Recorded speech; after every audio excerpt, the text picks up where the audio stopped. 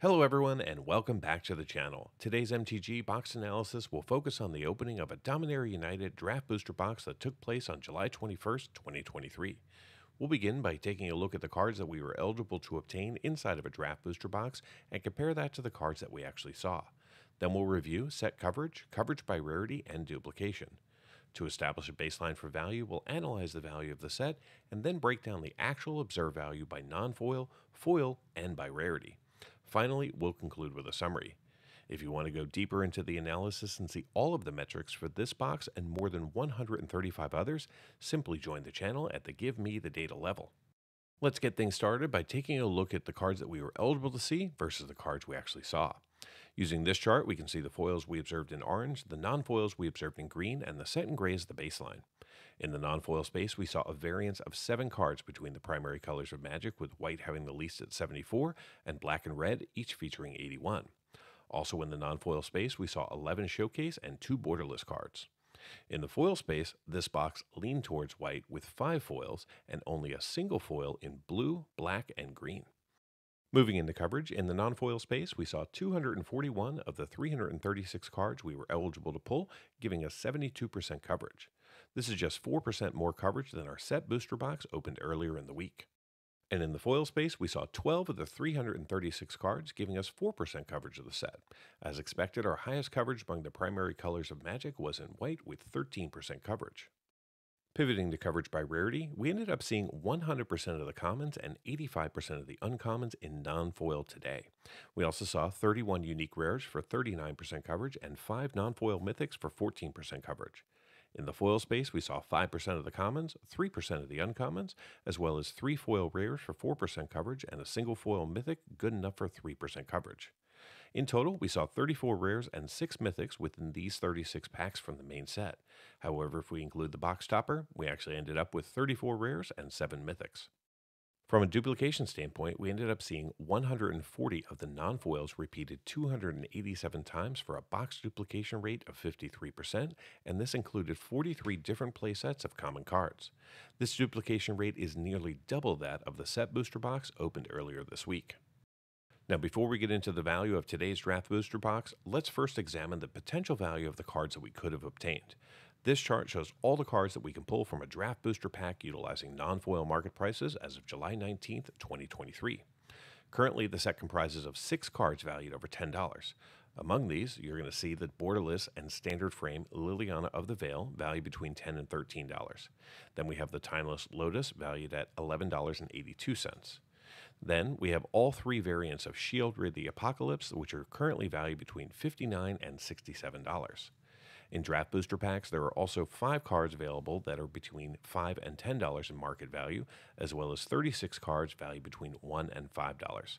The remaining 289 cards are currently valued less than $1. If you were to calculate the combined value of all 336 cards using non-foil market prices, the grand total would come up to be $374.23. This is up a few bucks since Wednesday's box opening. So what did we end up seeing in today's box? Well, let's dive in, starting off with a look at the non-foil space. We didn't see any of the 6 cards valued over $10 in today's box, and only one of the 5 cards that are valued between $5 and $10, and that was the Leyline Binding, currently valued at $8.33. We also saw 16 non-foils valued between $1 and $5. The remaining 511 non-foils in the box are currently valued less than $1. In the foil space, again, we didn't see any of the cards valued over $10, but despite our low foil card count, we did manage to get 2 good pulls. They were the Plaza of Heroes, valued at $6.78, and the Leyline Binding, again, this time in foil, valued at $9.04. We also saw 1 foil valued over $1, but the other 9 foils in the box were valued less than $1. So how did this box perform? Well, I purchased this box from my channel sponsor, trollandtoad.com. Their retail price was $84.95, but because I used a promo code at checkout, I was able to save 5%, making my price only $80.70. You too can save 5% by using code MTGBOX5 at checkout. Just be sure to look for the Troll and Toad store logo when browsing the site. Now, the current market price for these boxes as of July 19th is $84.54. Today's draft booster box contained 36 packs with 15 cards each, allowing us to see 540 cards plus a box topper. In today's box, we saw 32 tokens, which have a total market value of $9.47, thanks mostly due to the Badger token valued over $2. The 36 basic lands that we saw are currently valued at $8.60. The 353 commons in the box are valued at $18.71. The 111 uncommons that we saw are currently valued at $14.42, and the 34 rares have a current market value of $50.33.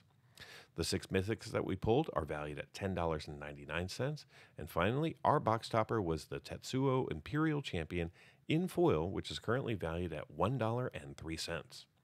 Add it all up, and the grand total for this box comes up to be $113.55 in market value, which is a gain of $32.85 over the price I paid, and means that I saw a return of 141% of my purchase price in card value. Now, for those of you interested in cards valued just over $2, the numbers look like this. In total, we saw 10 cards valued over $2 in this box, and they have a current combined value of $49.15, which means that those 10 cards represent 44% of the total box value. Thank you so much for following me along as we went through a few Dominaria boxes this week. In the end, the Dominaria Remastered box was the most expensive and netted the least return, with only 81% of the box price being returned in card value.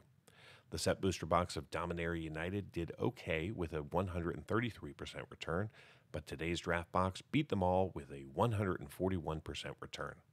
Get early access to videos, download the analysis for every box open on the channel, and personally DM me, just like these fine people, all by becoming a member of the channel through YouTube or over at mtgboxanalysis.com. You'll find links in the description. Until next time, do something amazing.